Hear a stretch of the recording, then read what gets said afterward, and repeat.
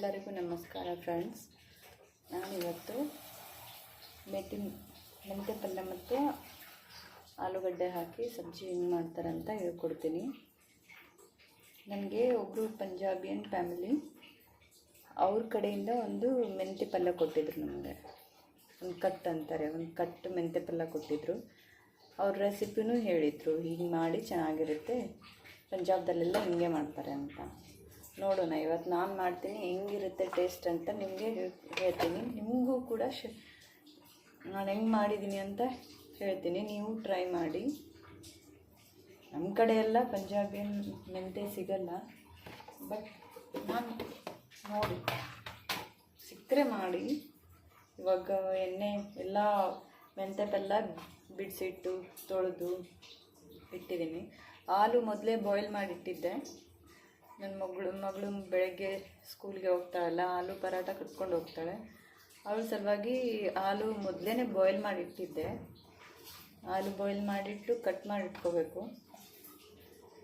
ಇವಾಗ ನಂಗೆ ವಾಯ್ಸ್ ಚೆನ್ನಾಗಿಲ್ಲ, ಟ್ರೈ ಮಾಡ್ತಾಯಿದ್ದೀನಿ. ಒಂದು ಕಡಾಯಿಯಲ್ಲಿ ಎಣ್ಣೆ ಹಾಕ್ಕೋಬೇಕು.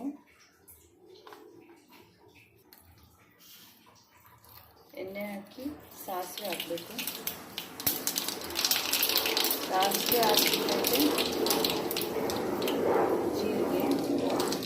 ಅವ್ರು ಹೇಳಿದ್ರು ಬೆಳ್ಳುಳ್ಳಿ ಚೆನ್ನಾಗಿ ಹಾಕಿ ಚೆನ್ನಾಗಿರುತ್ತೆ ಅಂತ. ನಾನು ಬೆಳ್ಳುಳ್ಳಿ ಕಟ್ ಮಾಡಿ ಇಟ್ಕೊಂಡಿದ್ದೀನಿ.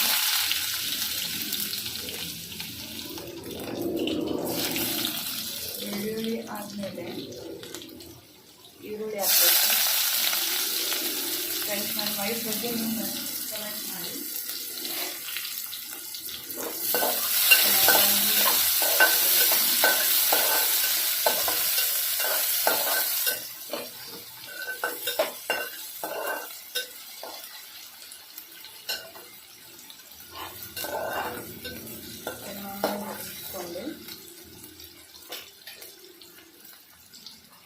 ಟೊಮೆಟೊ ಹಾಕಬೇಕು. ಟೊಮೆಟೊ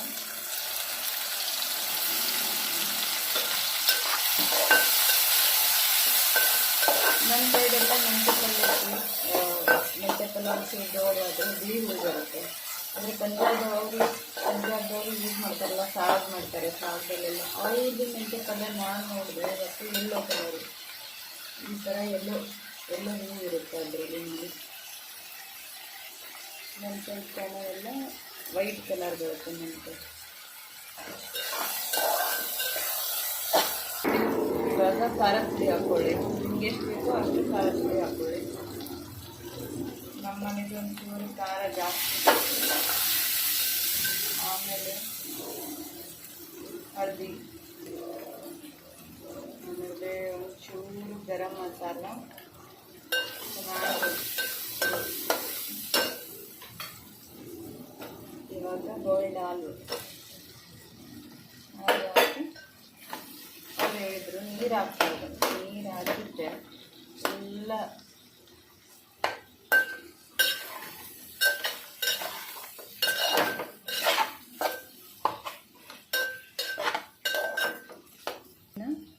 ಮೆಟ್ಟಿನ ಸಣ್ಣದಾಗಿ ಕಟ್ ಮಾಡ್ಕೊ. ತೊಳೆದಿಟ್ಟಿದ್ವಲ್ಲ, ಸಣ್ಣದಾಗಿ ಕಟ್ ಮಾಡ್ಕೋಬೇಕು.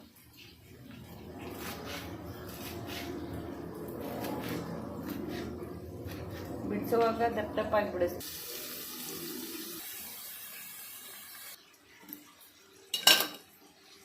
ಚೆನ್ನಾಗಿ ಮಿಕ್ಸ್ ಮಾಡಿ. ಎಲ್ಲೋ ಹುಕ್ಕಾಗ್ತಿದೆಯಲ್ಲ, ಅವ್ರ ಸೈಡೆಲ್ಲ ವೆರೈಟಿ ಕಾಯಿಪಲ್ಯ ತಿಂತಾರೆ. ನಮ್ಮ ಸೈಡ್ ಏನಿಲ್ಲ. ಮೆಂತ್ಯ ಪಲ್ಯ, ಸಬ್ಬಸ್ಗೆ ಪಲ್ಯ,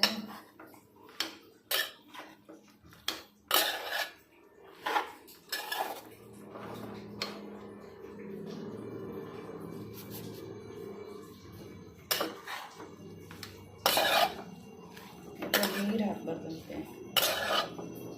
ಹಂಗೆ ಒಂಚೂರು ಬಾಯಿ ಮುಚ್ಚಿ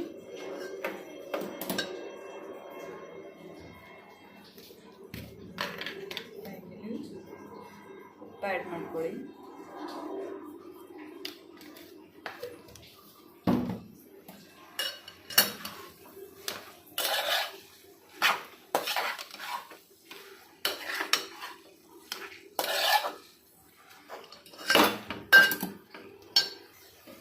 ಲೋ ಫ್ಲೇಮ್ನಲ್ಲಿ ಒಂದು 5 ನಿಮಿಷ ಮುಚ್ಚಿಡಬೇಕು, ಬೇಯಿಸ್ಬೇಕು 5 ನಿಮಿಷ.